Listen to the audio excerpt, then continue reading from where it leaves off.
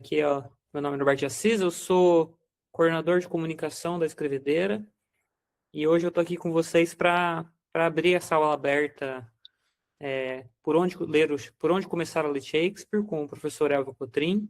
Mas eu queria tomar alguns minutinhos de vocês, rapidinho, só para apresentar um pouco do que é a Escrevedeira. Imagino que algumas pessoas tenham chegado por conta da aula aberta e não conheçam, mas eu vou apresentar para vocês o que se trata esse centro cultural que está oferecendo a aula junto com o professor Elvio. Então, eu vou apresentar aqui para vocês rapidinho. Deixa eu colocar aqui.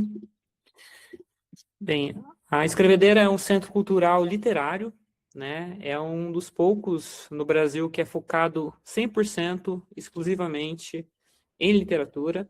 Então, todos os nossos cursos são voltados a livros, voltados à leitura, voltados à escrita.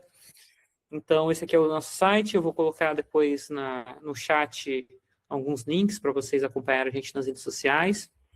Mas aqui vocês vão encontrar todo tipo de curso, desde curso como esse oferecido pelo Elvio sobre Shakespeare, mas também oficinas de escrita, cursos com escritores consagrados, com professores especialistas, professores universitários. Então, aqui na Escrevedeira você vai encontrar alguma coisa legal para você fazer, eu tenho certeza, tá? Então, a gente tem curso começando semana que vem sobre o Morro dos Ventos Uivantes, da Emily Brontë, curso sobre ensaio, oficina de escrita para iniciante, um grupo de escrita com o Julian Fuchs. Então, a gente tem bastante coisa. Além disso, a gente também tem clubes de leitura para quem está querendo ler em conjunto com outras pessoas. A gente também traz clube de leitura com clássicos e também com literatura contemporânea. A gente também faz outras atividades, como viagens literárias. Ano que vem a gente vai com uma turma para Nápoles, para conhecer, para visitar a Helena Ferrante, né? Visitar a cidade da Helena Ferrante. Enfim, a gente organiza coisas tanto online, mas também coisas no presencial. Então, convido todos vocês a conhecerem a Escrevedeira, a seguirem a Escrevedeira. Depois eu vou colocar o link. Mas, enfim, eu só queria apresentar para vocês e também falar um pouco do professor Elvio, que está aqui com a gente. Agradecer primeiro ele ter aceitado esse convite, né, nessa noite fria.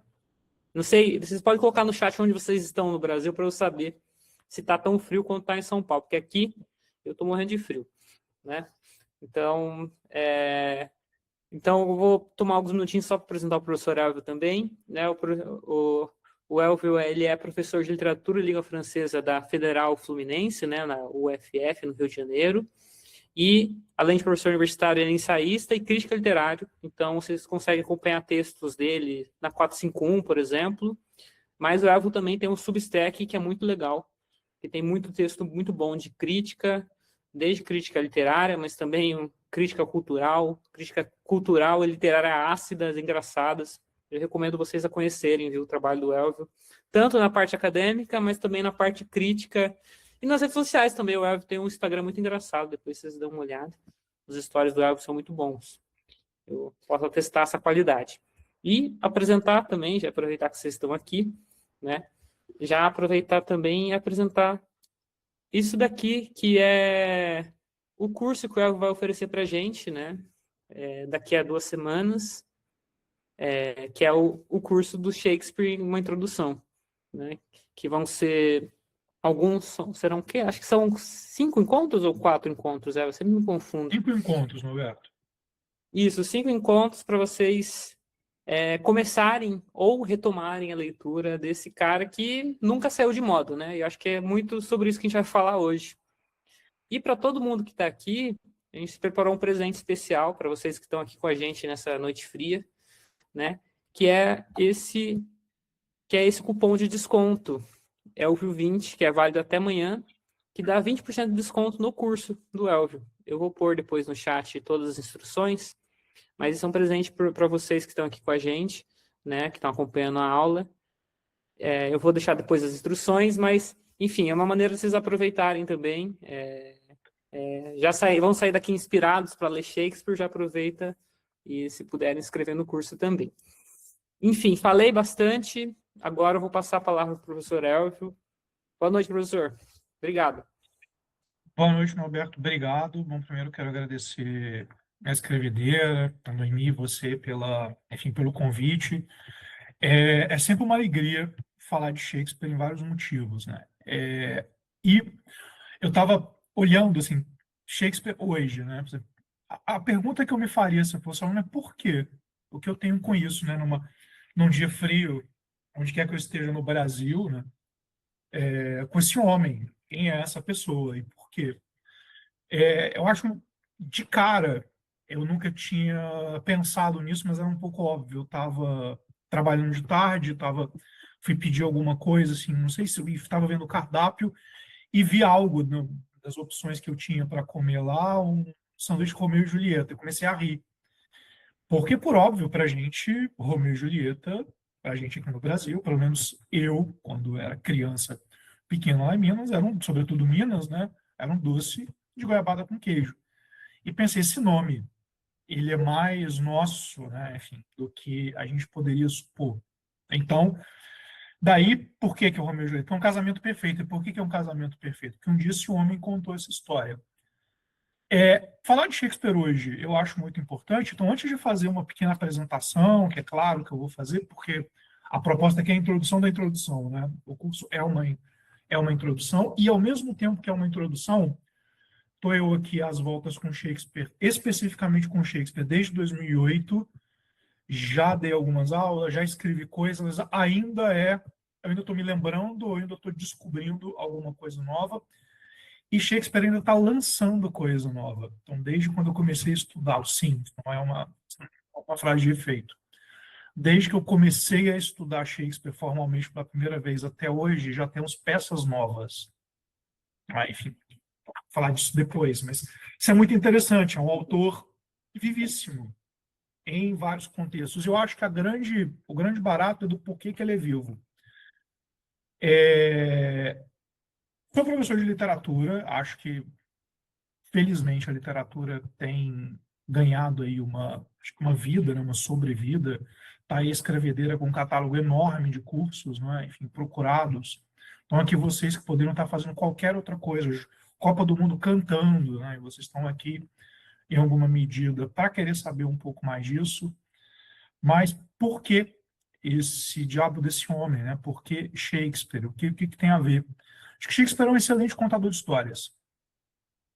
Ponto. E acho que outra coisa direta, Shakespeare era e ainda eu acho que se eu conseguir eu vou defender, talvez a única coisa que eu gostaria de deixar nessa aula de hoje talvez fosse isso. Shakespeare é extremamente popular. Acho que o que foi feito de Shakespeare e das peças dele, eu acho que é algo que a gente vai discutir no curso.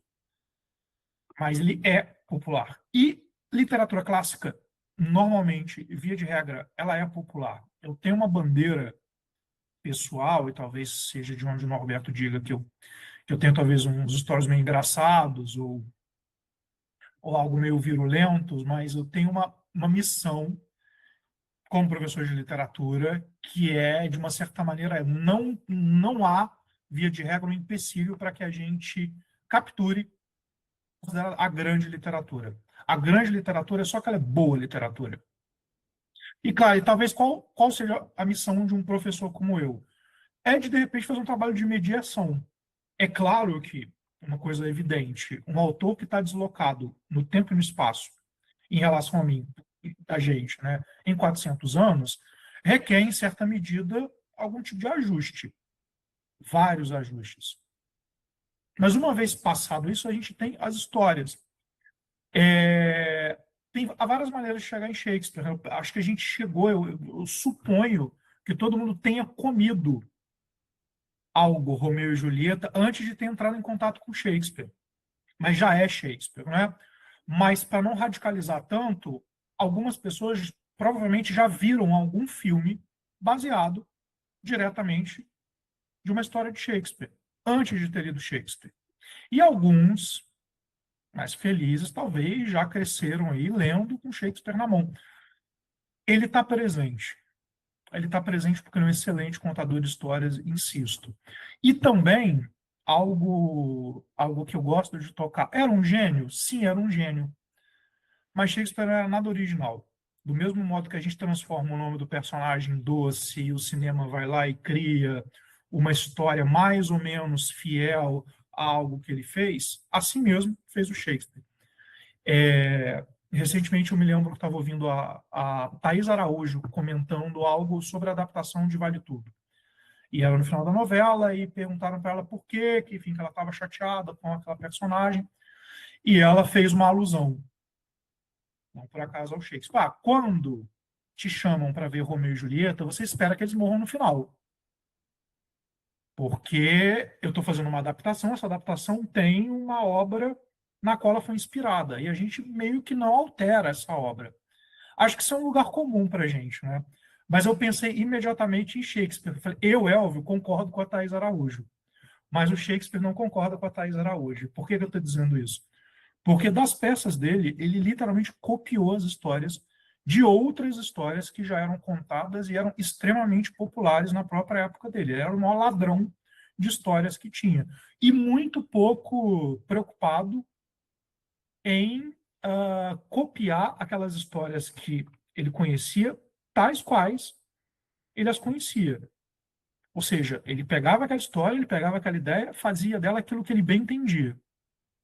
E agora, claro, a gente perde o traço. A gente está falando de 400 anos, essas histórias que o inspiraram eram crônicas inglesas, histórias medievais. Isso fica menos evidente que a gente consiga. Aqui nessa aula não dá para fazer, mas quando a gente for fazer o curso, seguramente eu vou conseguir trazer para vocês essa traçabilidade. Mas eu acho isso interessante porque já quebra algo de cara. Estou falando o quê? De tráfico de história de Muamba. A história vem para cá, a história circula. Porque no fundo, voltando, literatura é a arte de contar uma boa história. E Shakespeare apresentava isso num palco. Uma coisa que é muito interessante pensar nesse teatro, acho que duas coisas introdutórias. Percebam, quem é, nome, talvez eu fale disso, mas biografia do Shakespeare é uma coisa que, uma boa biografia e honesta, não tem nem 200 páginas, porque não temos material honesto que justifique uma biografia dele de mais de 200 páginas. Mas o que sobra para a gente é o autor. Tá? Depois falarei das questões biográficas. Mas o Shakespeare, embora tenha sido um poeta, escreveu sonetos, escreveu poemas narrativos. Shakespeare viveu, durante o período em que Shakespeare viveu, Londres estava vivendo sucessivos momentos de peste. Então, os teatros tinham que ser fechados. E, nesse sentido, ninguém trabalhava. Shakespeare era um proletário da palavra. Então, ele precisava vender as peças dele para o teatro para receber e para sustentar a própria família. Então, nesses momentos de pausa, que foram muitos ao longo do período em que ele viveu, ele precisou trabalhar com outra coisa. Trabalhou escrevendo. Mas voltando para as peças, estamos falando de teatro. O teatro inglês desse período, de que período que a gente está falando? Do final do século XVI para o início do século XVII. Então, é algo das peças, né? 1590 e poucos até 1616. Esse é o período de produção das peças do Shakespeare. É o período. Shakespeare ele conhece dois reis, né? A rainha Elizabeth I e o rei Jaime. Esses dois monarcas são importantes quando a gente for cavucar as peças, né? Porque a política é muito importante para ele. Mas voltemos, era o teatro. A particularidade do teatro inglês é que ele era pago. Né? E aí eu estou falando em relação ao teatro francês, ou o teatro que se fazia na Europa continental, tá? Nesse período. As pessoas pagavam, entravam numa sala, isso primordialmente, depois os teatros ficam grandiosos, isso continua valendo. Tinha um público, e esse público tinha que ser agradado. Ou seja, Shakespeare não era um gênio que tinha uma ideia erudita, com palavras difíceis, e apresentava aquilo diante de um público, de uma plateia, que era formada de pessoas que provavelmente não sabiam ler e escrever. Isso não quer dizer nada, é só que era muito mais comum no período, mas era uma plateia que eu vou chamar de letrada do ponto de vista da escrita mesmo. mas eram pessoas que conheciam histórias. E o público do teatro nessa época, ele era soberano, soberano no sentido que era muito comum que o público reagisse virulenta e violentamente durante as apresentações de teatro. E Shakespeare não era o único dramaturgo da época. Esse período foi um período onde havia vários dramaturgos apresentando peças de teatro ao mesmo tempo. O que é que distingue Shakespeare dos outros? A gente conseguiu que essas peças, por uma sorte do destino, ficassem gravadas e que fossem escritas e impressas em grande quantidade. A maioria esmagadora das coisas, digamos, os concorrentes de Shakespeare, de certo modo, não tiveram a mesma sorte que ele. Alguns, a gente conhece algumas peças. Acho que uma boa ideia é o Christopher Marlowe, que foi um contemporâneo de Shakespeare, escreveu uma peça chamada Doutor Fausto. Não teria o Fausto de Goethe, não teria o Fausto do Thomas Mann, sem esse contemporâneo de Shakespeare, por exemplo. Mas depois eu vou falar por que é importante, o que o Goethe tem a ver com esse período de Shakespeare, que tem muito a ver. Se a gente está aqui, em alguma medida, é porque os alemães do século XVIII inventaram que Shakespeare era importante e que merecia um lugar de destaque. Mas Shakespeare era popular, insisto. O que ele escrevia tinha que ser do gosto do público. Por quê? Porque se as peças começassem a esvaziar, se o público começasse a vaiar, começasse a arremessar coisas nos atores no meio da apresentação, simplesmente a companhia resolvia suspender aquela apresentação porque tinha uma série de outras peças e outros autores para apresentar. A peça tinha que ser boa e ela tinha que ter apelo popular. E Shakespeare teve apelo popular. Por quê? Porque alguém achou que ele era tão importante que o que ele escreveu tinha que ficar registrado. Esse aqui a gente não pode deixar sumir no correr do tempo. Algumas das peças do Shakespeare sumiram, mas isso é um ponto muito importante. E outra coisa que eu acho que distingue muito, teatro é uma arte da visão, né? Eu vou fazer uma aula de etimologia, mas a palavra teatro, que vem do grego, tem a ver com os olhos, você senta para ver. No teatro do período do Shakespeare, acho que por uma palavra muito interessante, em inglês, o público é audience. Né? Se a gente for fazer uma tradução direta, a gente não faria, seria uma audiência. Se eu já penso em português, eu vou ter uma audiência, eu automaticamente sei que a pessoa com quem eu teria uma audiência vai me ouvir. Ou eu vou ouvir a pessoa com quem eu teria uma audiência. Então, a gente tem um deslocamento do sentido soberano. Por que isso é importante? Porque para as peças do Shakespeare, o ouvido mandava. O que isso quer dizer de maneira soberana? Qual é a diferença de eu ir ao teatro para ver ou ir ao teatro para ouvir? Parece estranho, que os atores estão representando na minha frente. Como não solicito os meus olhos? Durante as leituras da peça, a gente consegue ver isso. O palco shakespeariano, ele era pobre do ponto de vista dos elementos decorativos. Ele precisava de um cabo de vassoura, de uma cadeira qualquer, que aquilo era trono do rei, aquilo, se ele subisse na cadeira, eram as altas montanhas da Itália.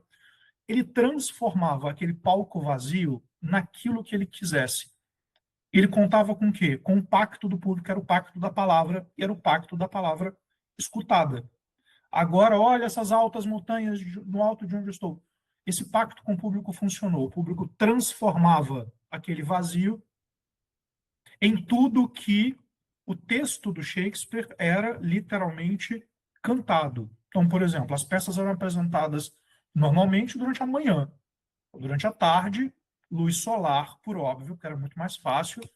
Para todo mundo de noite era muito difícil, iluminação à vela teria prejudicado. O que fazer como uma peça como Macbeth, por exemplo, que ela é noturna? Todas as grandes cenas se passam no meio da noite, isso é importante. Não pode ser em outro momento. Tem bruxa, encontro com bruxa, em caverna. Essa peça é inundada de palavras ligadas aos referentes da noite. Olha como é noite, tudo é noite, tudo tá, não vejo nada, não consigo enxergar um palmo diante da frente. Então, esse pacto com o público era um sucesso. Interessante, né? A palavra tem um poder muito importante. para o Shakespeare. E outra coisa muito interessante que eu disse, o público era o público de iletrados. O que isso significa?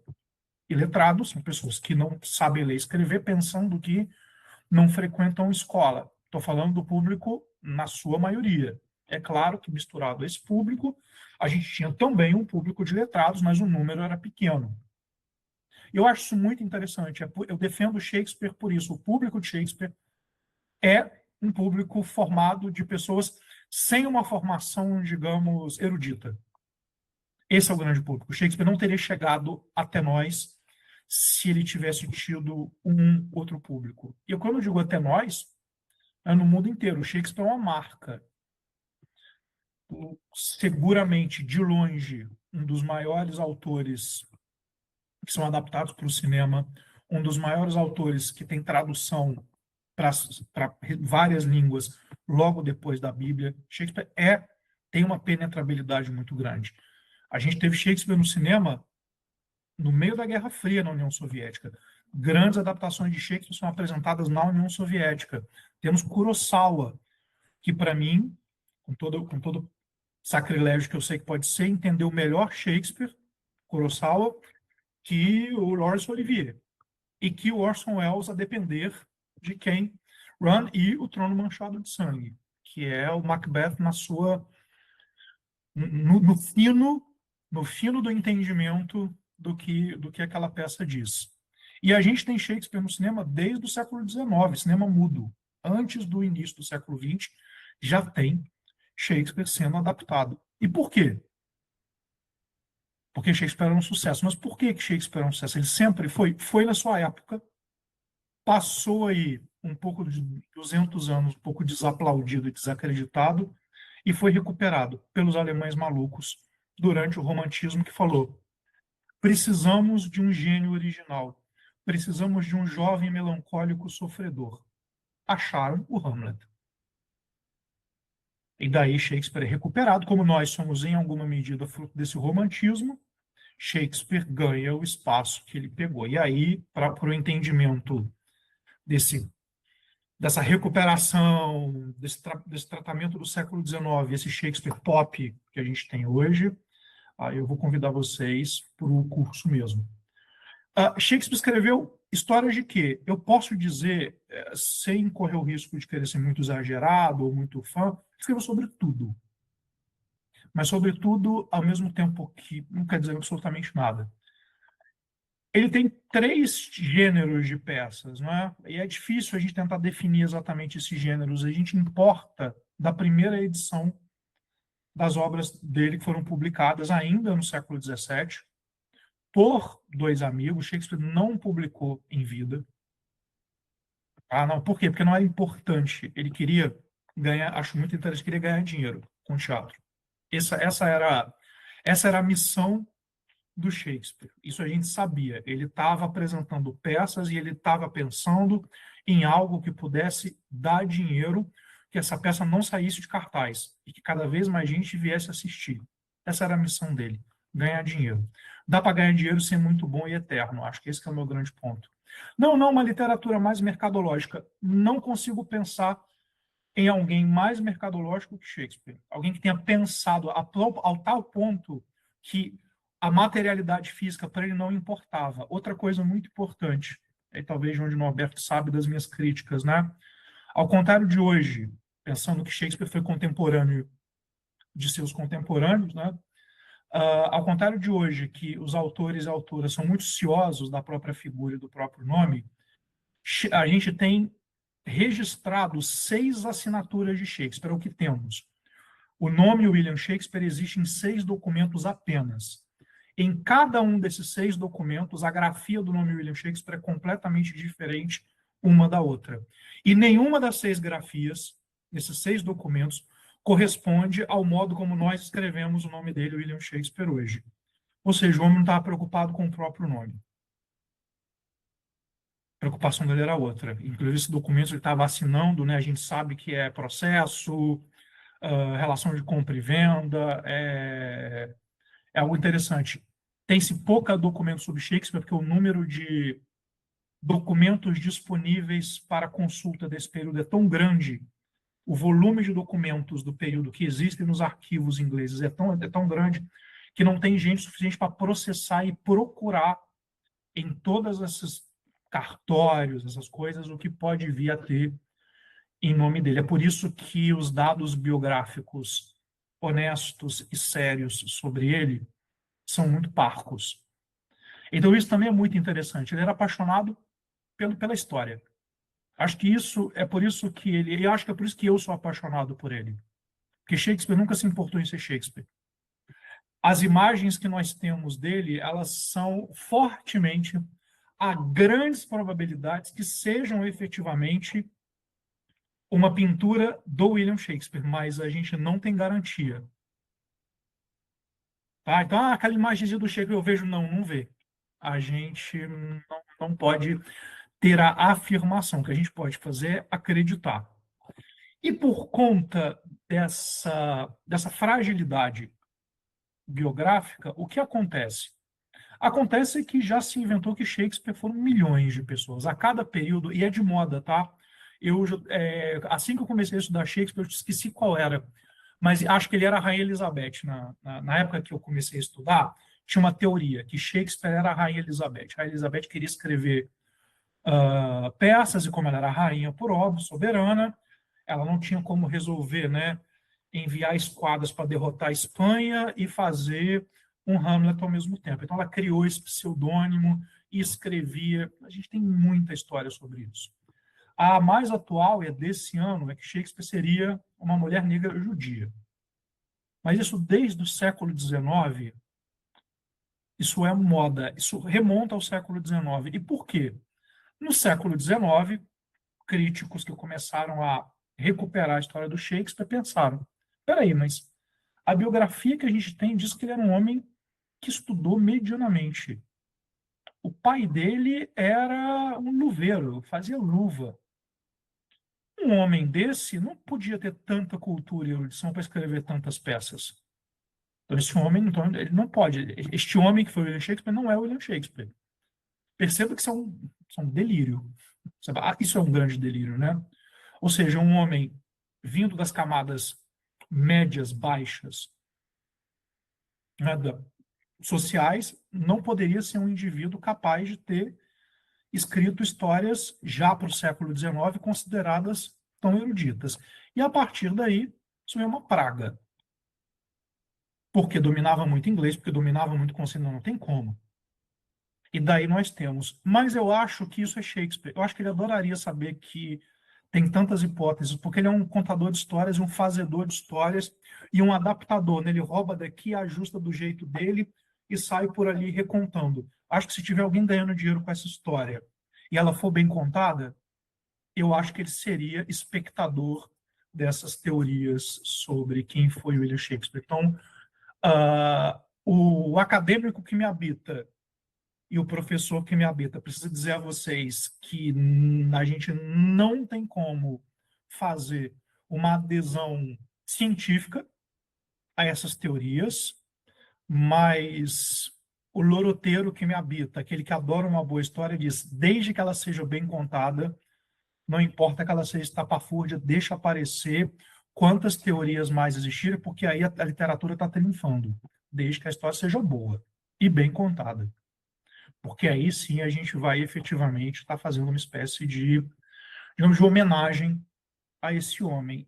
E na possibilidade de toda a historiografia crítica, acadêmica, séria, sobre biográfica de Shakespeare está completamente equivocada, não tem problema. Porque eu acho que o que importa para a gente, o que sobra para a gente de fato, são esses textos. Quem foi o William Shakespeare de fato? O filho. Saiu o filme recentemente, né? Tem um filho e a morte desse filho foi a responsável para que ele possa ter escrito uma peça sobre o luto. Hamlet. Sim, possível. Mas esse elemento, esse traço biográfico, ele é efetivamente soberano e determinante para a existência de Hamlet? A minha humilde suposição é que não. eu vou dizer agora causa arrepio aos psicanalistas, né? Mas Hamlet não é uma história, não foi uma história escrita sobre o luto do pai, nem melancolia, e obviamente com nenhuma investigação. Hamlet é uma história sobre vingança. É o tipo de peça mais popular que era feita na época do Shakespeare. Literalmente, histórias de vingança. Porque Hamlet é isso. Essa vingança não acontece, né? Ele tem que vingar a morte do pai. Logo no início, isso é um dado. E qual é a grande tragédia que tem aí? O Hamlet, ele retarda a realização dessa vingança. Essa é a tragédia. Todo espectador que chegou no teatro e que começou a ouvir o início do primeiro ato, ele falou: beleza, é uma história de vingança. Estou aqui sentado esperando a hora que esse cara vai cravar uma faca no peito do homem que matou o pai dele. E Shakespeare, isso é genial. Ele retarda a peça, Hamlet, ela é longuíssima e ela é desproporcionalmente longa em relação às outras. De modo que se a gente pega o texto que a gente tem e tentar encená-lo, as pessoas vão passar muitas e muitas e muitas horas no teatro. Isso causa um efeito. Cadê a vingança? Quando eu digo que tem uma gramática, tem cada momento. Nós brasileiros, a gente conhece isso. A gente tem uma coisa chamada novela. A novela, ela tem uma gramática. Todo mundo sabe como acontece uma novela, quais são os grandes clichês. E a gente está lá, tem a das 6, tem a das 7, tem a das 9. A gente sabe, não, isso é a novela das 9. O brasileiro sabe o que significa ser uma novela das 9. Assim como sabe o que é ser uma novela das 6. Um espectador desse teatro sabia o que era uma peça de vingança, porque ela tinha que seguir um script. Acontece isso, depois acontece isso, depois acontece isso, depois acontece. E o espectador está lá esperando que aquilo aconteça. Quem gosta de inovação e quem acredita na fábula da originalidade, né, dessa coisa do gênio, aquele que inventou, é o romantismo. Percebe? E não acontece. Shakespeare quebra e passa uma rasteira. Isso é a história de Hamlet. Estou dizendo de um ponto de vista para quando dos contemporâneos que estavam lá e assistiram Hamlet. O que é feito de Hamlet depois não é da conta de Shakespeare, porque assim como ele, nós também adaptamos. A gente pega a história e transforma ela em algo que nos interessa. Também é um grande jogo. A gente não deve ser fiel, né? A adaptação ela tem um quê de traição. Isso eu vou falar na última aula. Eu vou falar uma aula dedicada só às adaptações. Eu acho isso muito importante porque, além de Shakespeare ser um grande adaptador, ele foi talvez o maior adaptado. É a maior fonte primeira para novas histórias que a gente tem, seguramente, sem possibilidade de errar, é ele. Acho que eu me perdi, mas estava falando Shakespeare escreveu 3 tipos de história, em alguma medida. Eu acho que é o que resta para a gente. Ele escreveu tragédia, comédia e peças históricas. Eu acho que eu estou dizendo isso, eu tenho certeza, né? Mas Shakespeare é mais conhecido pelas tragédias. Né? O que eu citei, por acaso, foram tragédias. Ele escreveu muito mais tragédias do que essas que a gente consegue meio que citar de cor: Romeu e Julieta, Hamlet, Macbeth, Rei Lear, Otelo. Essas a gente consegue pensar fáceis. A gente consegue fazer um aceno aqui de gênero, né? As mulheres são muito apagadas no Shakespeare, para quem lê só tragédia. Se a gente for para as comédias, homem não tem lugar. Homem é para ser ridicularizado e para ser enganado. Na comédia, quem manda, quem reina soberanamente são as personagens femininas. Então, às vezes vejo uns discursos, né, por óbvio, mas por que na comédia? Porque é história de amor, a tragédia é a história dos nobres? Mas as comédias são histórias com finais felizes, né? Esses homens grandiosos todos morrem, né? Em alguma medida, o destino trágico de um herói shakespeariano é a morte. Isso aí não tem spoiler. Isso distingue um pouco a tragédia grega da tragédia do Shakespeare. Né? Na tragédia grega, o herói nem sempre morre. Tipo, o final da peça não necessariamente leva à morte do herói, mas a gramática da tragédia shakespeariana acho que ela é impecável. O herói, ele começa no ápice e toda a peça é a história da queda e da desgraça até a morte da personagem principal. Então, as peças têm os nomes dos protagonistas, né? As tragédias. Para não ser injusto, a gente tem duas mulheres protagonistas. A Julieta, que é Romeu e Julieta, o nome da peça, e a Cleópatra. A peça se chama Antônio e Cleópatra. É uma tragédia histórica, né, que Shakespeare escreveu. E, claro, tanto Julieta quanto Cleópatra são protagonistas e morrem nas tragédias em que elas são protagonistas. Nas comédias, é o contrário. A gente começa com uma cena muito periclitante, as coisas estão a ponto de dar muito errado, e toda a história da comédia é uma história em busca de um final feliz, uma direção de um final feliz, que costuma ser um casamento. Mas Shakespeare é malandro. Ah, casou, final feliz. Tem peça, Sonho de uma Noite de Verão, é a grande realização de um casamento. Tem 4 casamentos no final da peça. Mas final feliz, fica sempre um gostinho ali, né? Eu acho que na comédia é onde as coisas mais sérias são ditas. As comédias do Shakespeare são pouco lidas, e eu faço essa defesa para que elas sejam mais lidas, de repente melhor lidas, né? A Megera Domada é aquela mulher que vai ser, ela está toda submissa no final da história. Será? A gente só tem o texto, né? O que sobrou para a gente é o texto. E dentro daquele texto, a depender da entonação que a gente coloca, a gente pode ter algum tipo de saída para fora daquela primeira leitura, ou daquela leitura de uma camada superficial sobre a submissão da Catarina. Ah, isso é uma coisa muito conhecida. O teatro do Shakespeare, o teatro feito na época do Shakespeare, era proibido para as mulheres, não tinham atrizes. Portanto, todas as personagens femininas eram feitas por atores.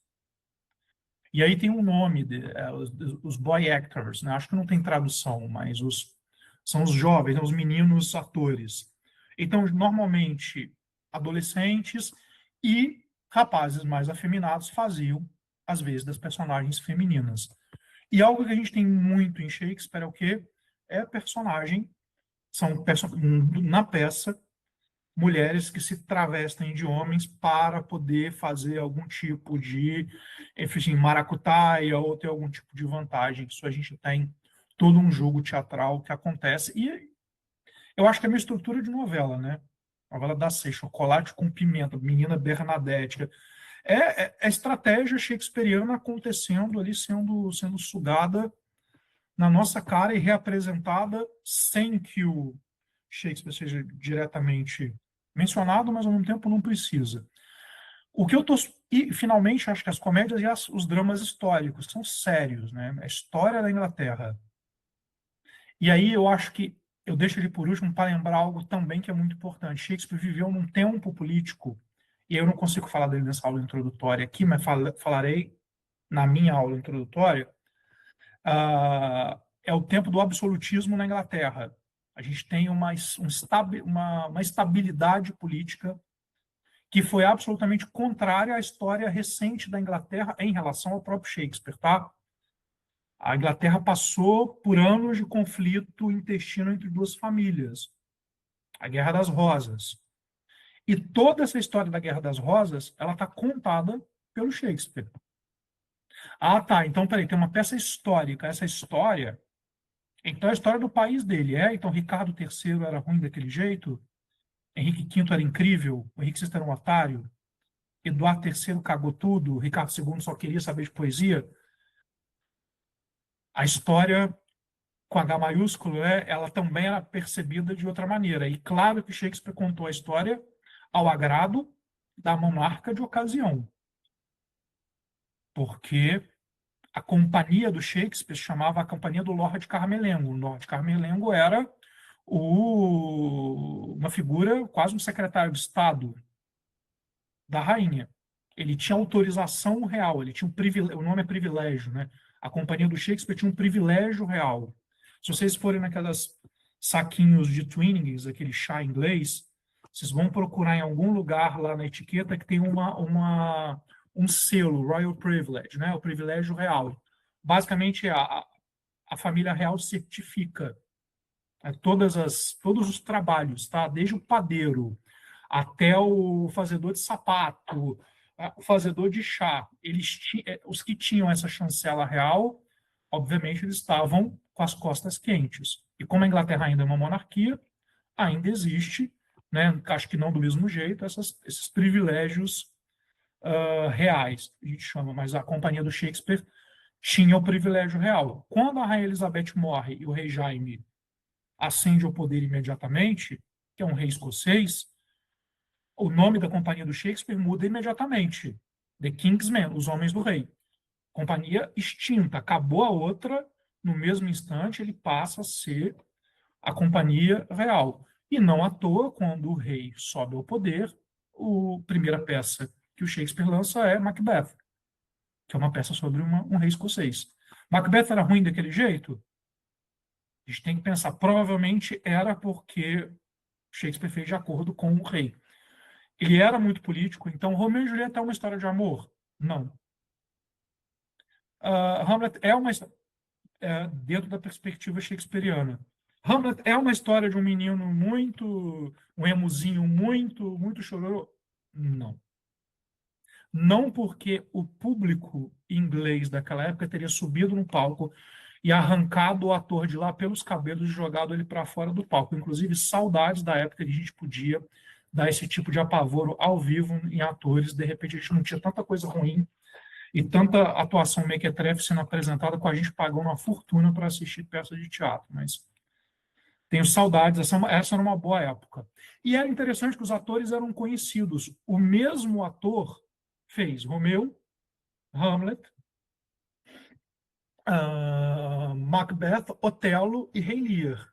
E as peças, elas são... Romeu e Julieta é das tragédias mais antigas, e o King Lear, o Rei Lear, é a peça mais velha, ou seja, elas vão sendo encenadas nessa ordem.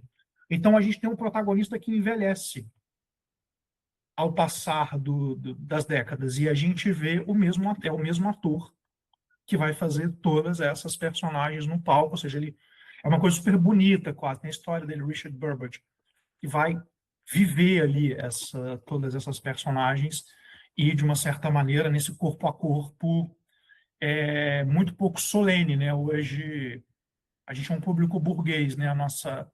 No teatro, na ópera, no cinema não mais, no cinema agora também mas tinha uma solenidade e do silêncio. Não era isso. Eu acho que no Hamlet passa um pouco isso, né? A tragédia barulhenta, pessoas arremessando coisas, são uma realidade. Né? Os atores estavam acostumados a isso. E, além de tudo, a peça podia ser embargada e proibida pela rainha e cabeças poderiam rolar. Portanto, Shakespeare nunca descuidou do político. Qualquer história que ele conte, se ela não tiver um amarrado político muito bom, aquilo pode ser motivo de revolta. Então, assim, Príncipe da Dinamarca, qual é a relação do trono inglês com a Dinamarca naquele momento? Como é que esse trono dinamarquês vai ser representado? Porque a percepção de história deles, né, naquele momento histórico, não é a mesma percepção histórica que a gente tem. Então, quando Shakespeare fala dos próprios reis, a probabilidade que porque Ricardo III é um dos maiores vilões shakespearianos, né, junto com Iago. Às vezes eu leio e falo, não, Iago e quando eu leio Ricardo III, não, mas o Ricardo III é mais vilão. É um páreo duro. Mas essa personagem, Ricardo III, a gente não pode afirmar que ela tem existido. Eu acho que fica um pouco evidente, porque no Henrique VI tem a Joana d'Arc. A maneira como é apresentada, acho que eu nunca vi a Joana d'Arc representada dessa maneira. Isso deve ser mentira. Mas essa percepção sobre a representação da Joana d'Arc vale para os outros personagens históricos. Então, isso é muito interessante. Pensar as peças, todas elas, via Shakespeare, é pensar politicamente. Claro que não interessa para a gente hoje, mas eu acho que na apresentação, talvez, das peças, não dá para falar de tudo, infelizmente, né? De repente, a depender de como a coisa ande, a gente pode fazer os grupos de leitura das peças depois, eu acho que isso pode ser algo para dar um pouco para amparar um pouco no texto que eu estou querendo dizer, né? Esse percurso, ele é muito evidente quando a gente lê. Se todo mundo tiver aí, estou com a versão do Hamlet, é só olhar para as páginas finais. O que acontece depois que o Hamlet morre? Tem um rei assumindo o trono. Ah, no final do Rei Lear, tem alguém ocupando o trono vago.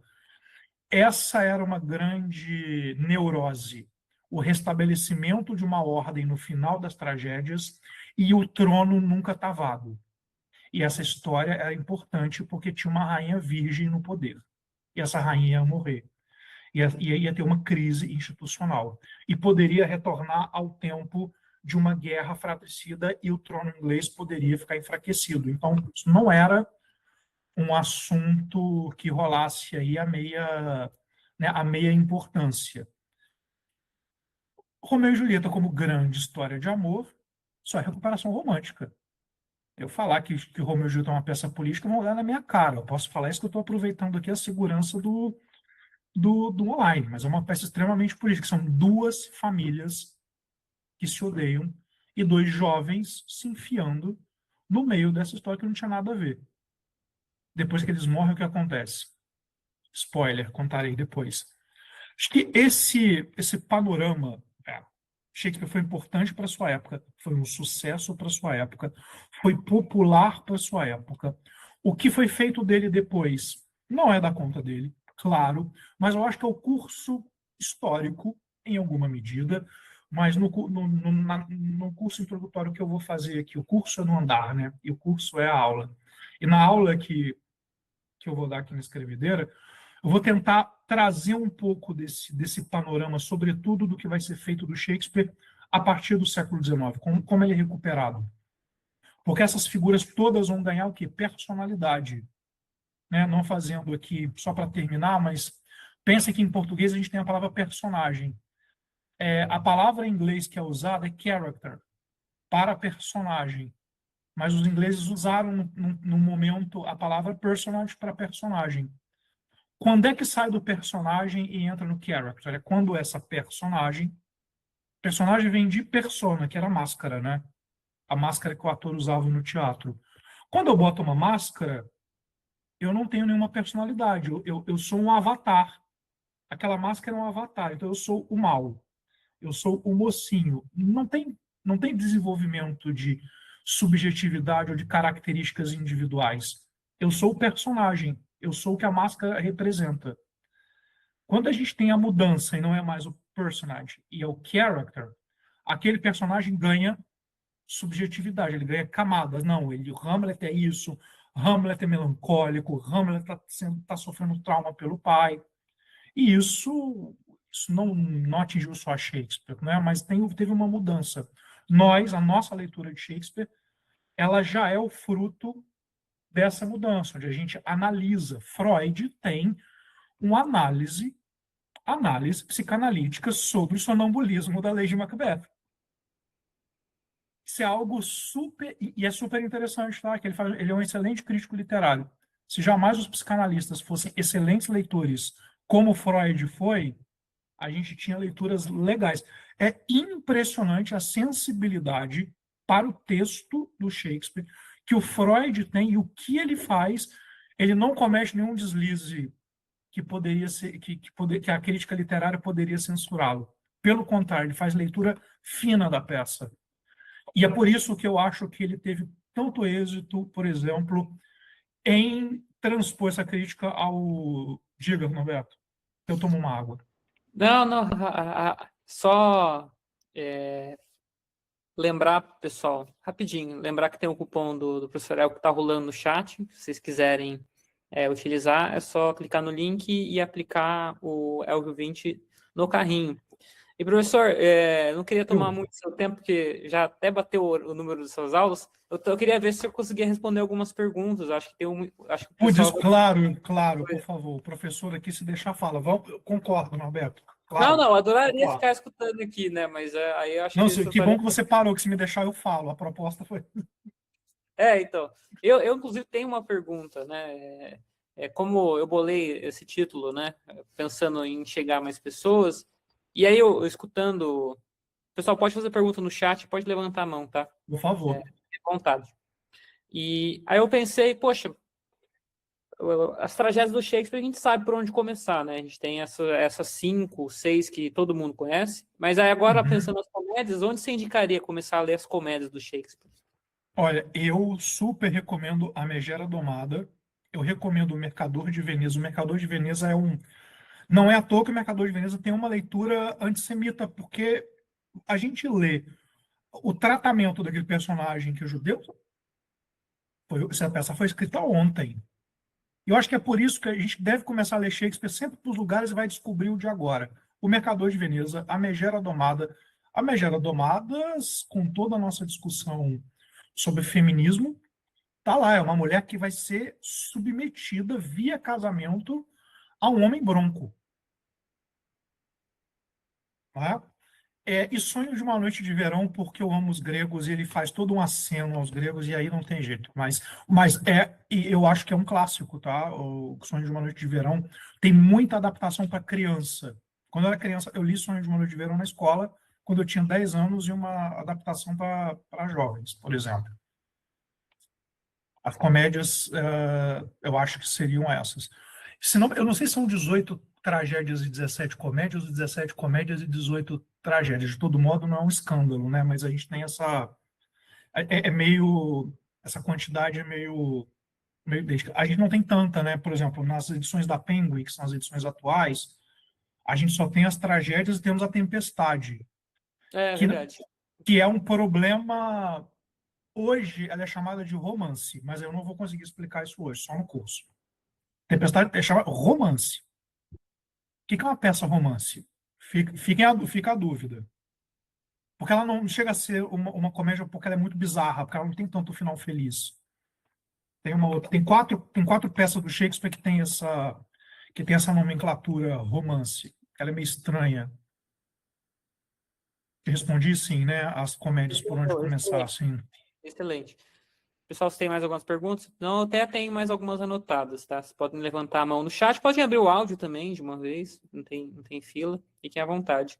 Pode perguntar sobre o curso, mas também pode perguntar sobre o Shakespeare, né? Ou sobre alguma obra. Posso dizer, quem quiser ler uma biografia sobre Shakespeare, tem essa do Bill Bryson. Eu não sei se ela existe traduzida ainda, tá? Porque eu comprei quando saiu na companhia, mas em 2009. Depois tem que dar uma olhada. Shakespeare, O Mundo é o Palco.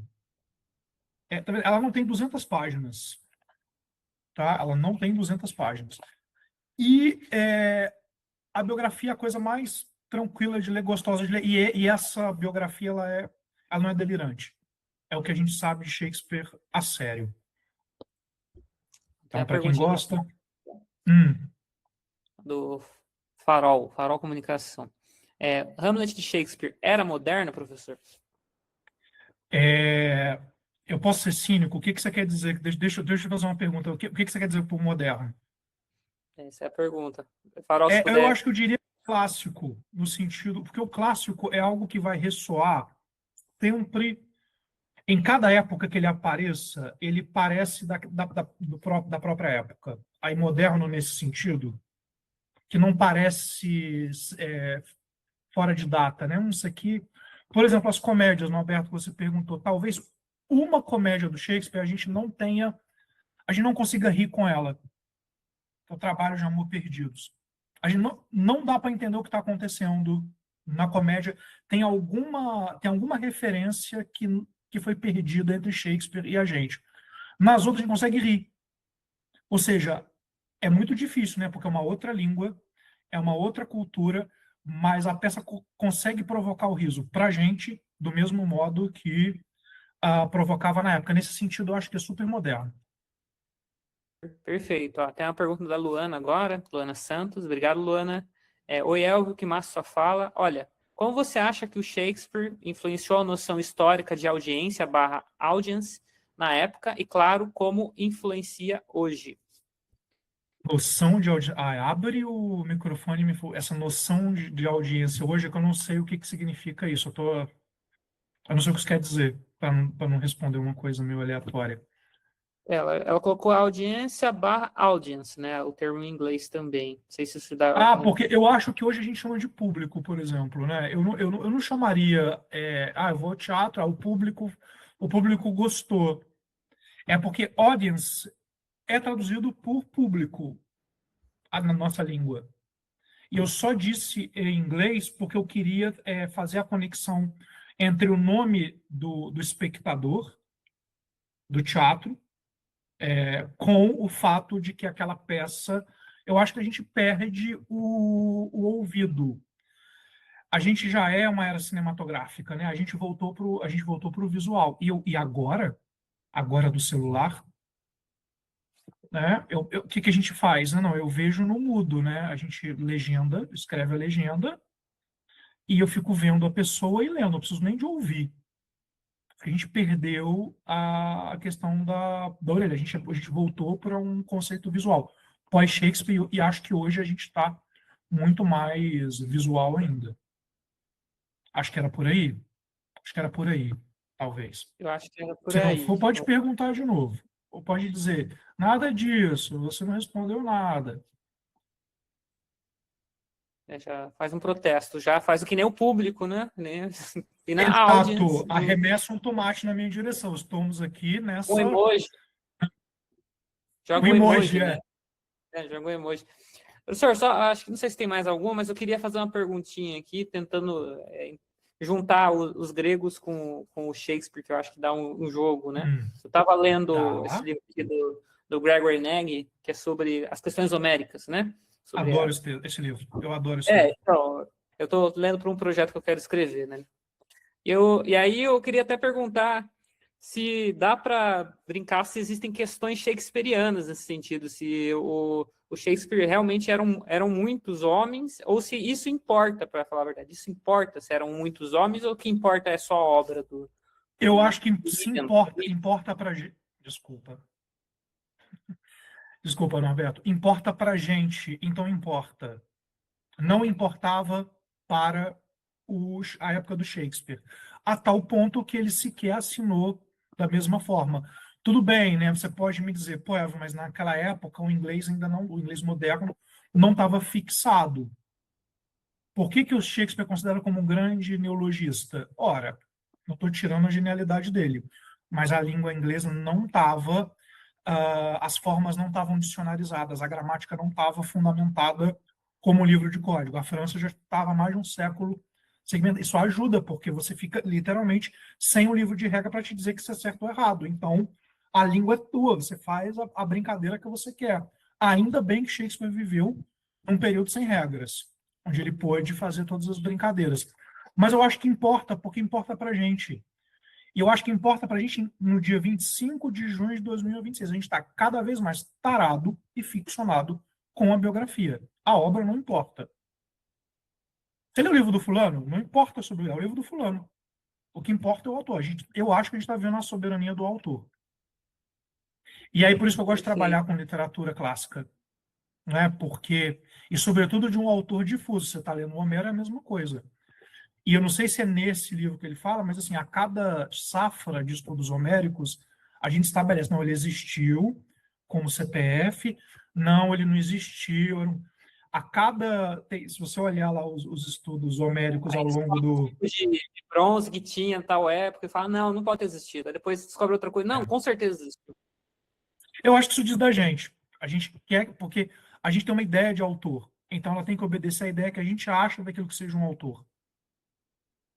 Perfeito. Né? Professor, acho que tem uma pergunta boa aqui, acho, para a gente finalizar, Aham, que é do Daniel. vamos. E, ó, ainda temos muitas dívidas com Shakespeare em relação às traduções em português. E quais seriam as melhores traduções para o português? Acho que já pensando na aula, né, para quem for fazer. É, não temos dívida nenhuma, porque uma pessoa chamada Bárbara Eliodora fez as traduções integrais de todas as peças do Shakespeare.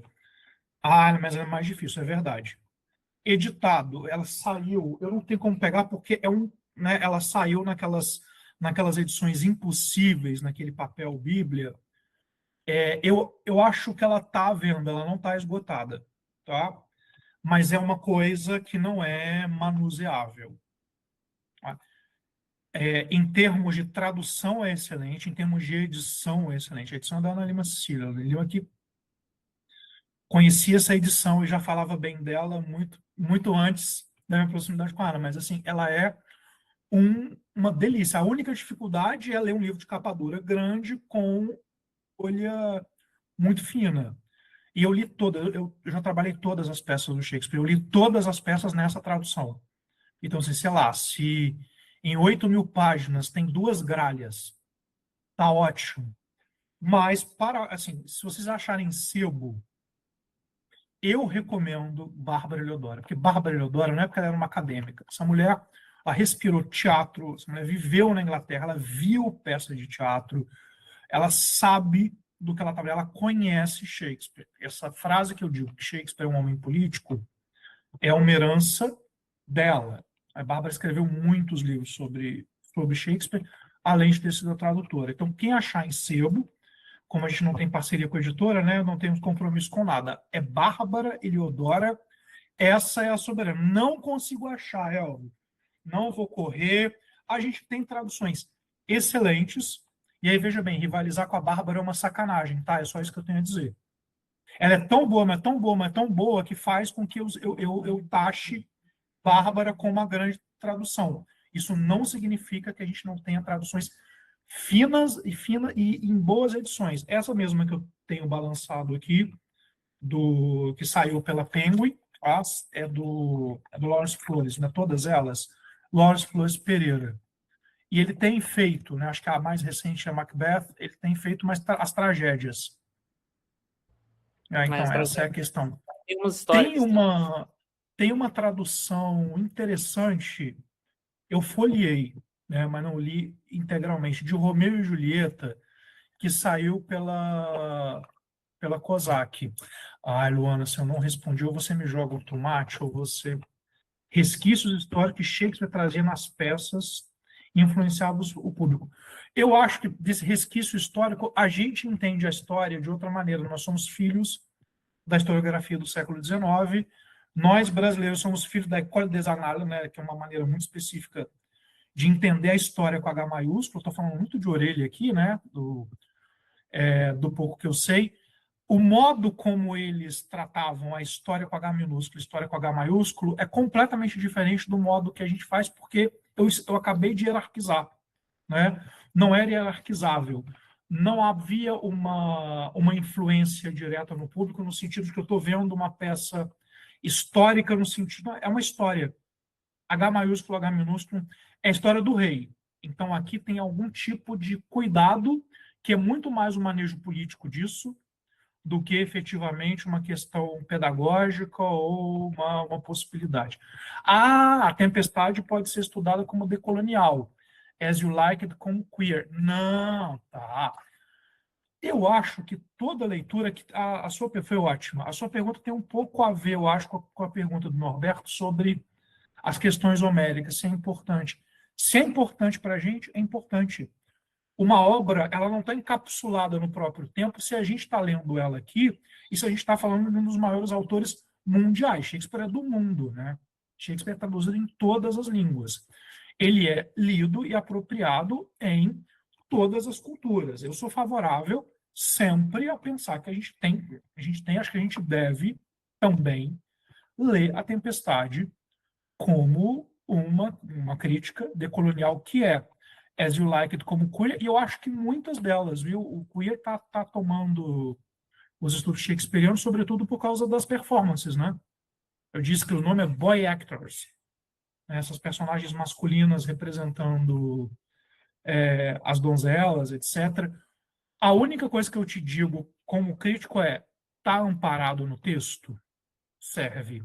Porque do mesmo jeito que os psicanalistas, né, Lacan fala de Hamlet como se ele mesmo tivesse escrito. Isso é uma espécie de apropriação, né, em alguma medida. Os campos do conhecimento buscam Shakespeare. O cinema busca Shakespeare. Os estudos queer buscam Shakespeare. Os estudos decoloniais buscam A Tempestade. A psicanálise busca Lady Macbeth e Hamlet, que eu citei. Acho que sim. Agora, respondi sobre. Tem a adaptação do César que eu amo. Que é excelente mesmo. É muito bom. Porque inclusive, é sobre aquele ambiente, né? Eu acho que, ao mesmo tempo, é uma das coisas mais fascinantes, né, da, da Tempestade, é a chegada do próximo aqui, admirável mundo novo, e a resposta é novo para você. Isso é muito. Esse diálogo, ele é, eu acho que o top 3 dos meus diálogos preferidos do Shakespeare. Porque é novo para você. Eu acho isso decolonial. Demais. Essa personagem, tipo, querido, se manca, né? O que é novo? É novo para você. Isso é muito incrível. Né? Então, falaremos da Tempestadium, ela é impossível. A questão com Otelo, por exemplo, eu fiz uma, desculpa, que aí eu fiz uma fala, porque eu vou dar um curso numa pós-graduação em psicanálise e Shakespeare, né? Então, no início do mês eu falei para psicanalistas, vou trabalhar, e eu falei de Otelo, que a minha missão era falar da lei do Macbeth, do Otelo, do ciúme. Só que no final das contas eu falei, opa, eu falei de máscara, de personagem, eu tenho que falar do Fanon.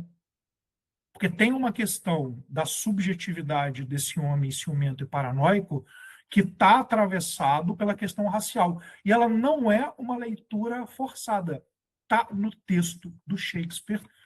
A teoria do Fanon, lida, você pode acompanhar, falar, está aqui, o que ele está dizendo, Shakespeare está dizendo com todas as letras, que essa identidade deste homem negro fratura a subjetividade dele. Está ipsis literi na peça. Né? E o título da peça não é Otelo, é Otelo, o Mouro de Veneza. Já está dada no título. Aí está Sensacional. explícito. É fantástico. Shakespeare é muito bom, minha gente. Shakespeare é para hoje. É realmente para hoje. E é essa coisa de, não, eu vou fazer para vocês que é mais, lorota. Lorota, não deixe ninguém dizer que não tem que ter acesso, porque isso é coisa só para gabinete, isso não é.